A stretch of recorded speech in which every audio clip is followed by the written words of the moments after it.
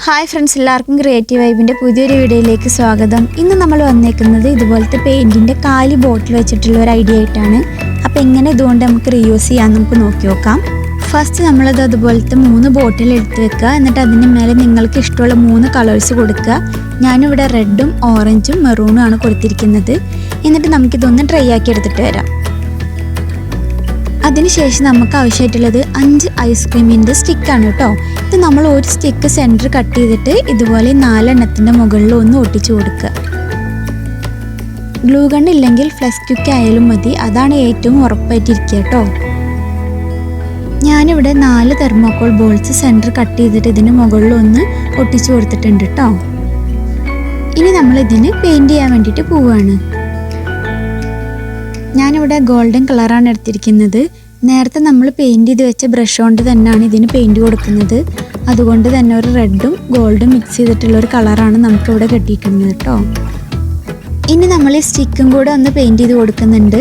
ഞാനിവിടെ ഗോൾഡനാണ് എടുത്തിരിക്കുന്നത്. അതിന് മേലെ കുറച്ച് റെഡ് ഷെയ്ഡും കൂടി വന്നിട്ടുണ്ട്. അപ്പോൾ നല്ല ഭംഗിയുണ്ട് കാണാൻ. ഇനി നമ്മൾ ഈ ഡ്രൈ ആയിട്ടുള്ള ബോട്ടിൽ ഇതിൻ്റെ മേലെ ഒന്ന് ഒട്ടിച്ചു കൊടുക്കുകയാണ്.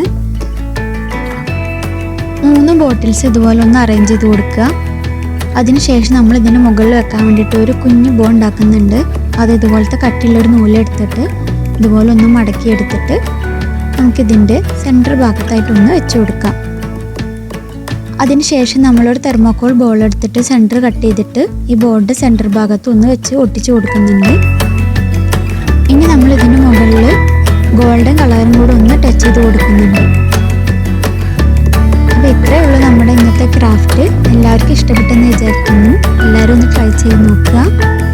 സിമ്പിളാണ് കേട്ടോ. നമ്മൾ പെയിൻറ്റ് കഴിഞ്ഞിട്ടുള്ള ബോട്ടിൽസൊക്കെ കാലിയായിട്ട് ഇങ്ങനെ ഇരിക്കുന്നുണ്ടാവില്ല വീട്ടിൽ.